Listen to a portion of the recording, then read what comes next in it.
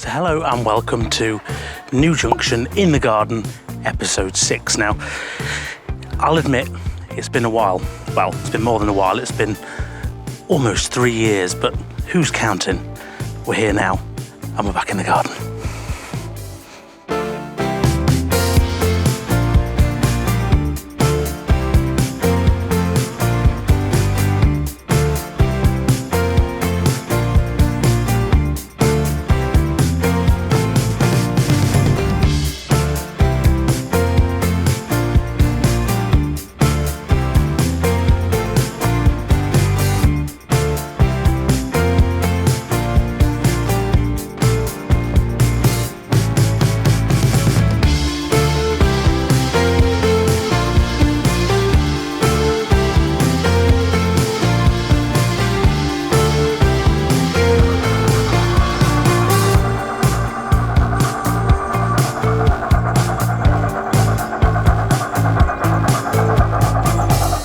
So I know the first question on a lot of your minds, especially for those who've been desperate for an update from me for quite a while now, is where have I been with the Garden Railway? Well, let me tell you, at the end of the last episode, we got the station area finished, or as good as finished.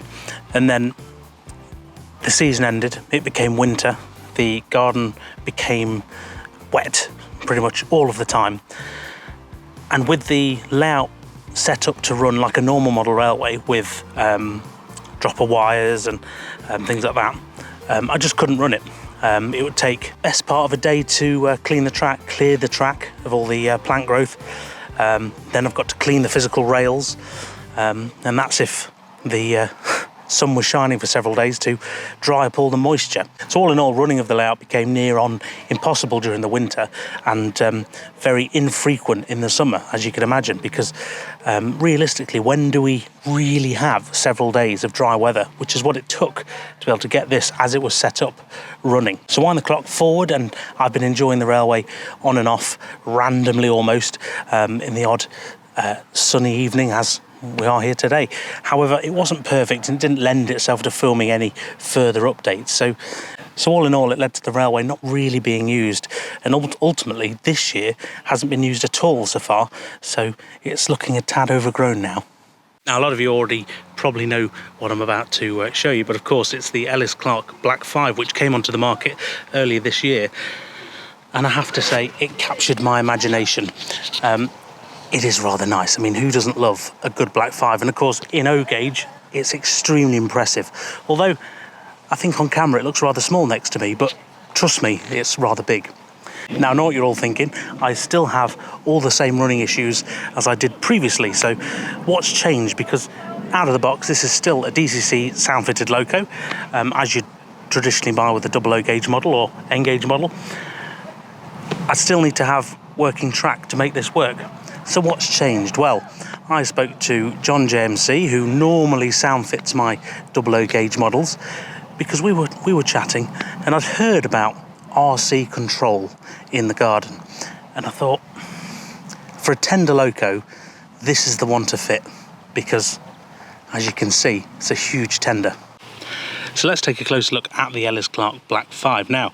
For a tendered O-gauge loco, these are a really impressive bit of kit. I was super excited when Ellis Trains decided to announce they were doing this.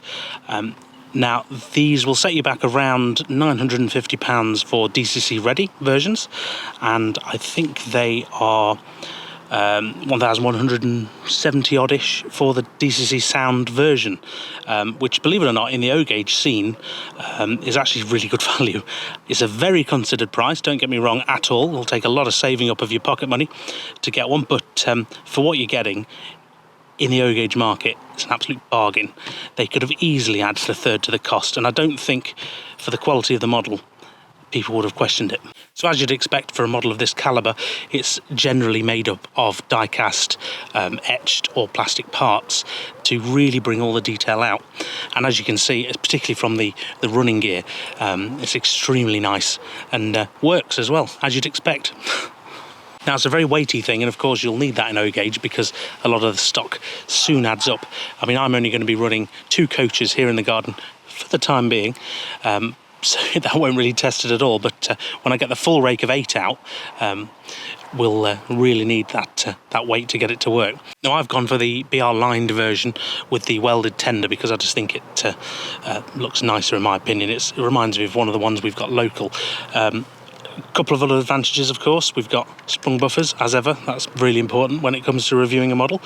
And realistically, for my garden railway and the curve that's just over my shoulder, it goes round radius 2 with no problem, which again, for a tendered loco and O gauge, it's absolutely fantastic.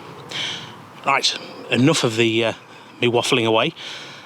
Let's take it to John and see what he can do. So in front of us here, we've got the Ellis Black 5. And what we're going to be doing today is we're going to be converting it over to radio control. So it will work on its own battery. So here we've got an array of kit from Fosworks. And we're going to be installing this into the Ellis Black 5.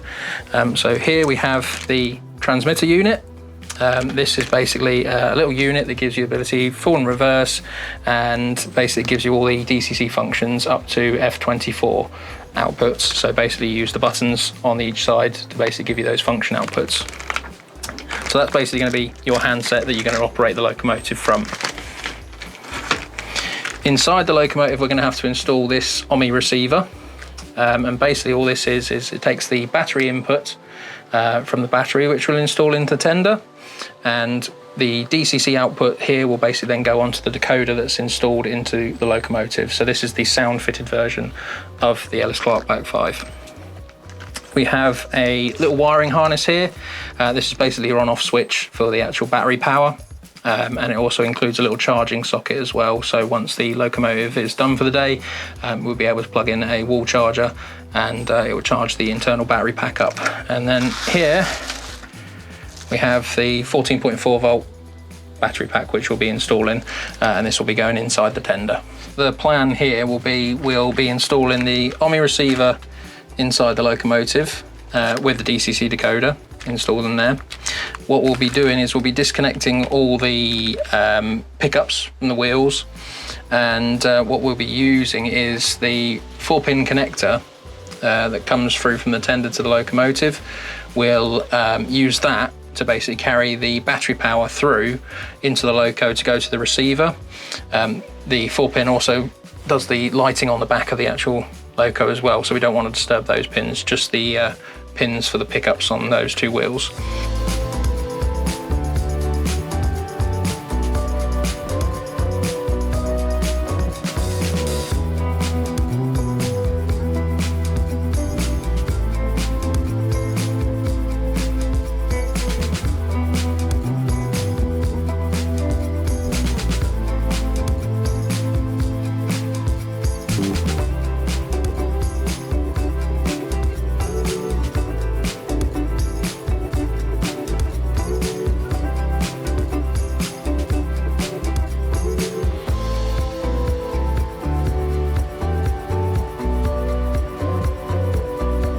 With the tender, the easiest way I find to basically get you the space that we need in the tender is to remove this plastic load. So it's all your coal chute and everything. So underneath the tender body themselves, there's 2 screws, which basically are those 2 locators there. And then what we can do is basically just break the glue, which holds the 2 sides in there, and we can basically slide this whole section out and forward. That way we can modify the coal chute. So we can then basically get the battery and everything else inside.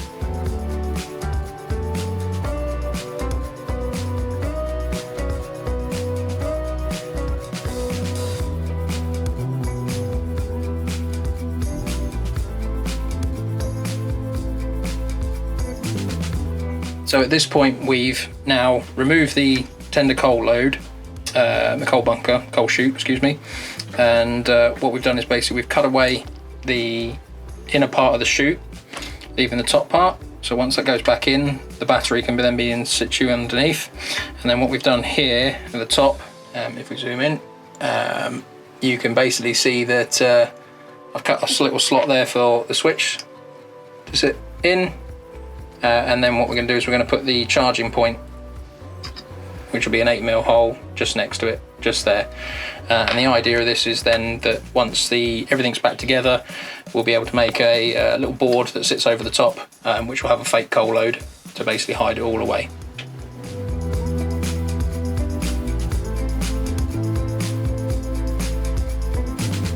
Here we have the completed tender assembly. So we've got the receiver unit there, which will basically tuck down the back there. The battery unit's installed, and then we have the switch and the charge port installed in the top of the tender for easy access. What we've got to do now though, before we go any further, is we need to bind this handset to that receiver. So basically what we need to do is we need to flick on the receiver unit. The LED will blink. We need to push and hold buttons 3 and 1 on the transmitter, and then we need to turn it on. You will see the second light come on. They both stop flashing. We can then release buttons 1 and 3. That light goes out. That light has now stopped blinking, so this is now binded to that receiver. We've chosen loco number 5, as this is a black 5.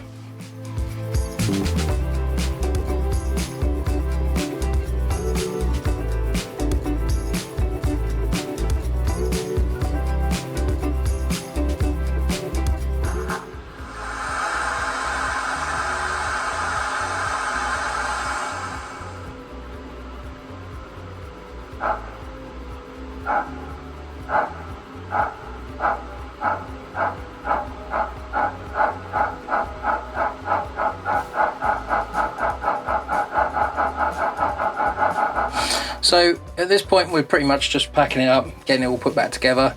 The install's probably taken us about 2 hours. It's a lot of kind of just working out where things need to go mainly, but we got there in the end. So yeah, at the moment, as you've seen from previous clips, it's all ready and ready to go to the garden. So here we are.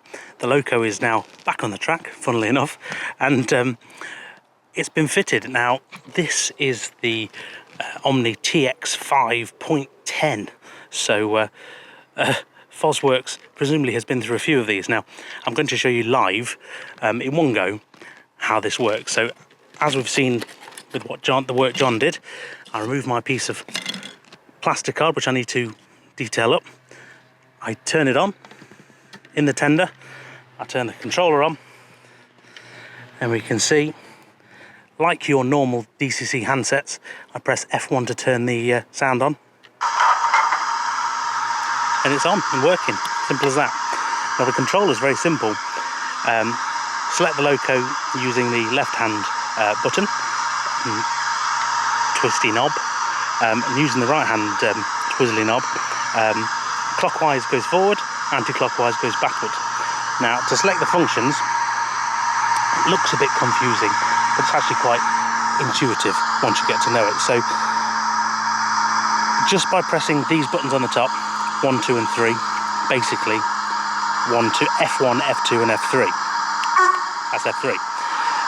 To go down level 4, 5 and 6, you press the green button and then press 4, 5 and 6. Red button then goes down again, both buttons, then F10, 11 and 12, and then switch the switch to the other side and you get the higher function numbers. Believe it or not, it's super simple. If I can do it, anyone can do it. Right, it's sound fitted, it's battery fitted, and it's got to stay alive as well. So there's no need to have the track work clean, there's no need for it to be 100% dry, although I'd still recommend it where possible, because you don't want to damage the insides of your model. But this is so much the way forward. The RC factor and then a model that can actually fit it in.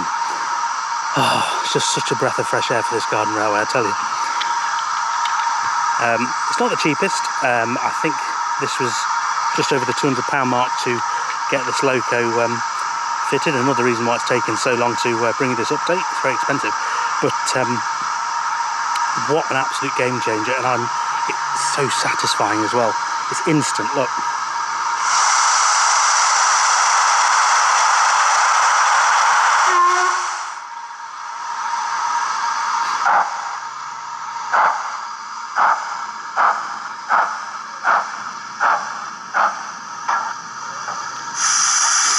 course, active brake. I love a bit of active braking. And we'll come backwards again.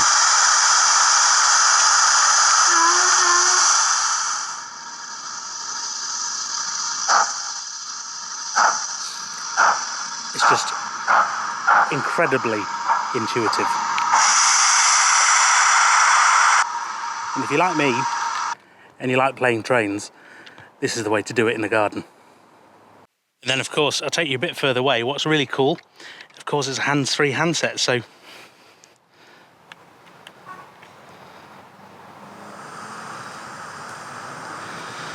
turn the dial up.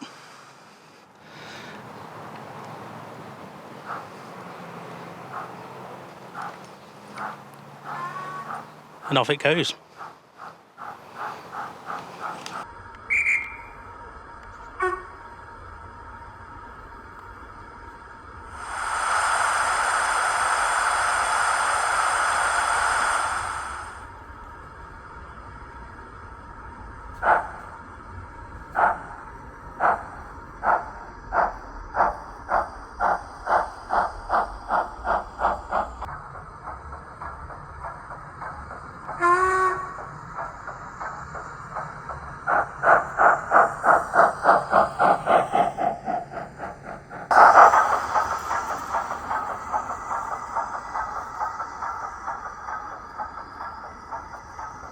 Now, believe it or not, I have tested this, the full range of the garden, and I could cross the street and go into next door's garden and it would still work. So you'll struggle to find a layout where this isn't the answer. Nice bit of kit as well. And of course, you can use one controller for up to 9 locos. So although it was £200 to fit the Black 5, you only need one of the controllers.